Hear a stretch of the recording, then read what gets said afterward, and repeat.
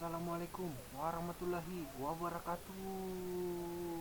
Petir bukan sembarang petir. Cakep, Petir menyambar sinar situju. cakep. Makasih yang udah hadir. Tepuk tangan untuk kelompok 7. Perkenalkan, kami dari kelompok 7 beranggotakan Ridho Ivanka, Jamadil Alanwari, Yusuf Sauran, dan Islam Maulana. Ingin mempresentasikan materi kami yang berjudul Sistem Berkas. Sistem berkas. Sistem berkas terdiri dari dua kata, sistem dan berkas. Sistem adalah sekelompok elemen dan prosedur yang saling berhubungan dan saling bekerja sama dalam pencapaian suatu tujuan tertentu. Sedangkan berkas. Berkas adalah kumpulan informasi berkait yang diberi nama dan direkam penyimpanan sekunder atau sekunder strike. Maka dapat disimpulkan sistem berkas adalah suatu sistem untuk mengetahui bagaimana cara menyimpan data dari file tertentu dan organisasi file yang digunakan. Ada 4 komponen sistem berkas. 1. Disk manajemen, menjelaskan bagaimana seharusnya menyusun blok-blok disk ke dalam file. 2. Naming, berguna bagi pemakai yang memungkinkan untuk menunjuk file dengan penamaan, yaitu dengan mengenali blok-blok disk. 3. Protection, suatu cara untuk memproteksi pemakai file dari pemakai lain. 4. Reliability. Organisasi file. Organisasi merupakan suatu teknik yang dipakai untuk menggambarkan dan menyimpan record-record dalam sebuah berkas atau file.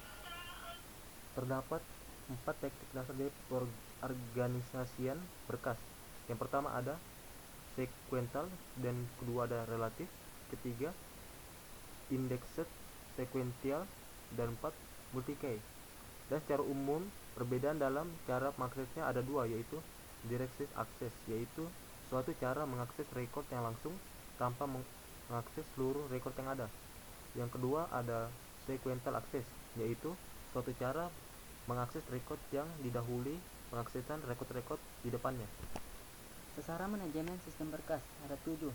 Yang pertama itu untuk memenuhi kebutuhan manajemen data bagi pemakai, termasuk penyimpanan dan kemampuan melakukan operasi berkas. Kedua, untuk menjamin data pada file adalah valid. Dan yang ketiga, untuk optimasi kerja. Dan yang keempat, untuk menyediakan dukungan I/O beragam tipe peralatan penyimpanan. Dan kelima, untuk minimalkan potensi kehilangan atau kerusakan data. Dan keenam, untuk menyediakan sekumpulan rutin interface atau I/O. Dan yang terakhir, untuk menyediakan dukungan I/O untuk sistem multi-user. Fungsi manajer bekas, yaitu ada fungsi. Yang pertama ada pemakaian dapat menciptakan, modifikasi, dan menghapus file. Dan ada juga pemakaian dapat memakai bersama-sama berkas secara terkendali. Mekanisme pemakaian file secara bersamaan yaitu dengan menyediakan beragam akses kontrol file seperti read only, writing, dan execute. Dan terakhir ada pemakaian dapat menginstrukturkan file. Di sini ada atribut pada berkas. Yang pertama ada nama. Nama merupakan satu-satunya informasi yang tetap dalam bentuk yang bisa dibaca oleh manusia. Yang kedua ada type. Tipe merupakan suatu dibutuhkan untuk sistem yang mendukung beberapa tipe data. Yang tiga ada mengenal. Tanda unik biasanya dalam bentuk angka yang digunakan oleh sistem untuk mengenali suatu berkas dan tidak terbaca oleh user. Yang keempat ada jenis. Jenis merupakan informasi yang dibutuhkan oleh sistem untuk menindai aplikasi yang digunakan untuk menampilkan isi berkas. Dan ada lokasi. Lokasi menandakan lokasi atau posisi dari berkas. Dan ada ukuran. Ukuran menandakan dari suatu berkas bisa mengandung ukuran maksimal yang diperbolehkan. Dan ada proteksi, adalah informasi mengenai kontrol akses, misalkan siapa saja yang boleh membaca, menulis, dan mengeksekusi berkas. Dan terakhir ada waktu, tanggal, dan indikasi pengguna. Informasi ini biasanya disimpan untuk membuat berkas, modifikasi terakhir yang dilakukan pada berkas, dan menggunakan penggunaan terakhir berkas. Istilah-istilah dasar dalam sistem berkas. Ada beberapa istilah dalam sistem berkas, yaitu entitas adalah suatu objek yang dapat dibedakan dari lainnya.